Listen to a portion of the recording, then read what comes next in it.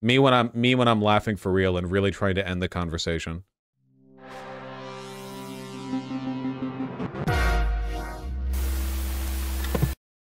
Tucker Carlson says he would never have Jon Stewart in a show because he has so much contempt for him. Tucker also said that Stewart is kind of a dumb person posing a smile. Oh, he's still mad.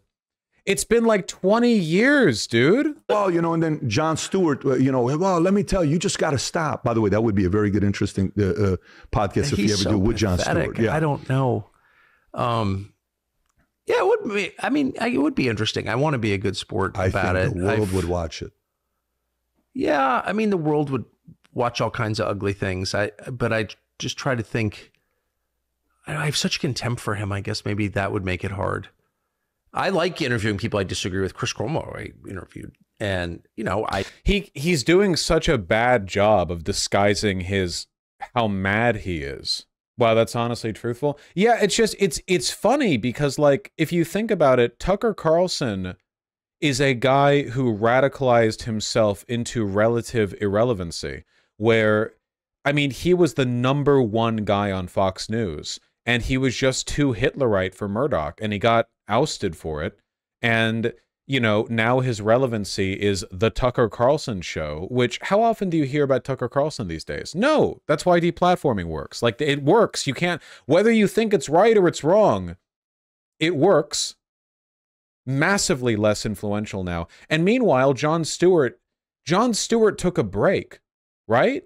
Jon Stewart was one of the American pundits, basically, and he took a break of his own will, and then he chose to come back, and now he's super relevant again. Jon Stewart is so beloved that he can do a self-imposed exile. Do you think the MAGA plague would be substantially worse than today if Trump never got banned from Twitter? I have no idea, genuinely. Though banning Trump from Twitter didn't really deplatform him because his power comes now from being a former president and presidential candidate, right? Like the Twitter is just an element of that, whereas Tucker Carlson was the Fox guy, you know? Yeah, he has been unbanned from Twitter, but he hates Elon Musk, so he doesn't want to come back. He doesn't want to feel like he owes Elon Musk anything, which honestly, I kind of respect. I totally disagree with Chris Cuomo on so much, and I've made fun of him so much. I've been really mean to him, but I don't have contempt for Chris Cuomo at all, actually. But Jon Stewart, I have total contempt for him. I think he's like, I have no respect at all, and I never have, and that hasn't changed in the 20 years since I. The real reason Tucker Carlson wouldn't talk to Jon Stewart, in addition to him being insanely mad, continually mad, is the fact that Jon Stewart has the gift of gab far more than Tucker Carlson does. Tucker Carlson, I don't think he's an idiot. I think he deliberately sounds like an idiot because he knows that his audience is full of idiots. Like, I think that he's a person of medium intelligence who deliberately styles himself after the rhetorical interests of morons. Jon Stewart is so smart, man. Jon Stewart is such a smart guy, and he could mog Tucker Carlson in a way that no other contentious, like, oppositional figure could. Didn't Stewart humiliate Carlson very early on in his career that one time? Well, yeah. I mean, Tucker Carlson hosted Crossfire, that CNN show, which was just about, like, highly performative, ineffectual, dishonest debate, you know, making a mockery of real national issues. And Stewart kind of, you know, tore him one over it, and they canceled Crossfire a little while afterwards, and they say it wasn't because of Tucker, it wasn't because of Jon Stewart. Like, they claim it wasn't, and I'm sure there were a number of factors involved, but I think Jon Stewart was one of them. I love when Jon Stewart ripped on him recently. Unfortunately, this is probably going to be copyright. Yeah, it's going to be copyright. I recently got an entire stream blocked from YouTube. It turns out Jib Jab is, like, owned by NBC somehow. I don't know. I last saw him, so it's hard to interview. Have you ever interviewed someone you have no respect for at all? Of course. It's hard. Of course it is. I don't like it. It's not easy. It's like, I don't give a shit what you say. Yeah. I mean, you're pathetic. Yeah. Sam Cedar has talked about how Tucker is nothing but an actor and is nothing like his idiot persona in his real life. Oh, no, not at all. He's pretty open, Tucker Carlson, about being a grifter. He's literally said he's like a bitch for Murdoch or whatever. But there are clips of Tucker Carlson being confronted in real life, and he always acts like he's surprised that the other person took him seriously. You remember that clip of him being in, what was it, a deli shop, and the other guy confronted him? Tucker Carlson isn't a man of conviction. He doesn't respond by like defending, like, no, f you liberal or whatever. Like, he doesn't go by, he doesn't act the way somebody who believes what he believes in would act when confronted. He's like, oh, hold on. He acts like you're confronting him over a character an actor plays in a show. Like if you ran up to you know, like Walter White in real life, and it's just, you know, and it's like, oh, you killed that kid, or you almost killed that kid. And so what the f are you talking about? What are you talking about? I mean, that is his legal defense. Yeah, that's what Fox used. Bryan Cranston, thank you. I was fishing there. Walter.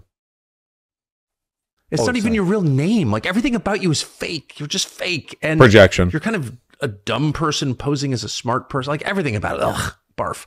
Also, dumb person posing as a smart person is like one of the easiest 0 IQ projections that people tell on themselves over. Dumb person projecting as a smart person, if you think about it for a second, what you're actually saying is they're dumb, but you're trying to dress it up fancy by saying like, oh no, it's actually like a beautiful like mimicry of intelligent behavior. And that is you being a dumb person trying to come across like a smart person. Saying a person is dumb but tries to be smart or appears smart is like the dumb person's version of a smart person version of calling a dumb person who pretends to be smart dumb. It doesn't, it's a projection. So I don't know if I could do that.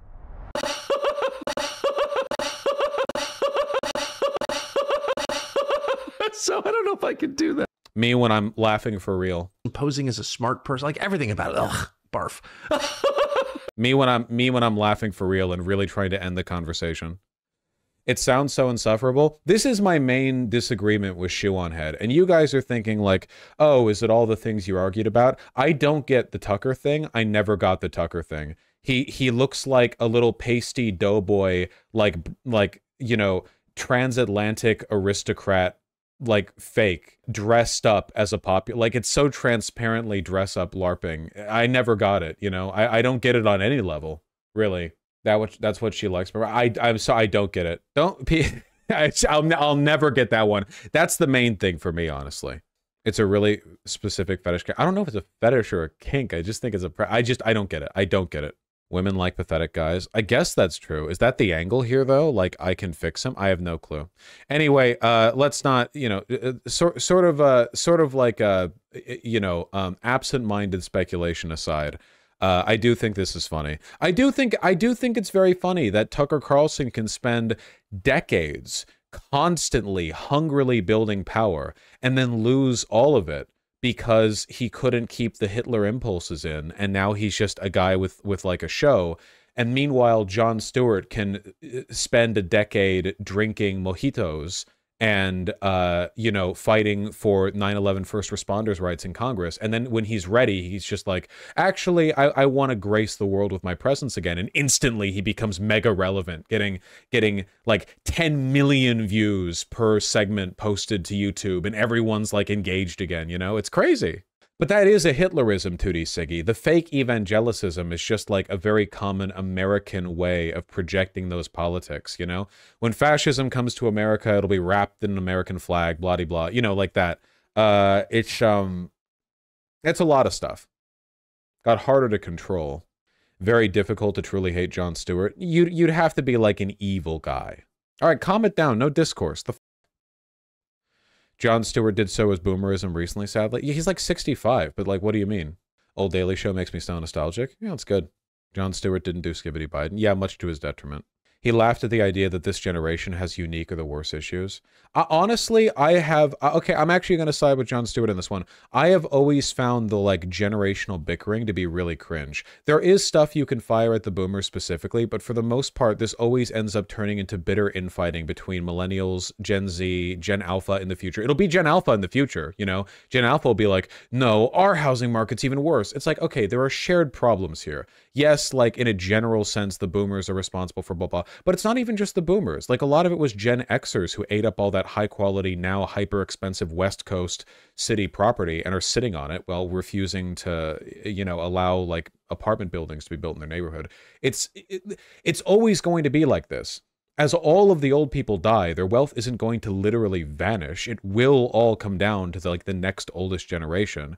Are we going to say then it's like, oh, well, no, it's their fault? It's like, no, there are underlying systemic causes for these issues. If you're doing the generational bickering thing, it should just be a kind of shorthand, like, boomers did this. But I don't want to actually argue over, like, okay, well, I'm a late millennial, so maybe I have it marginally better than the average Gen Zer, but nowhere near as good as, like, the Gen Xers when it comes to housing market prices. But, like, what's the purpose of arguing over this, you know?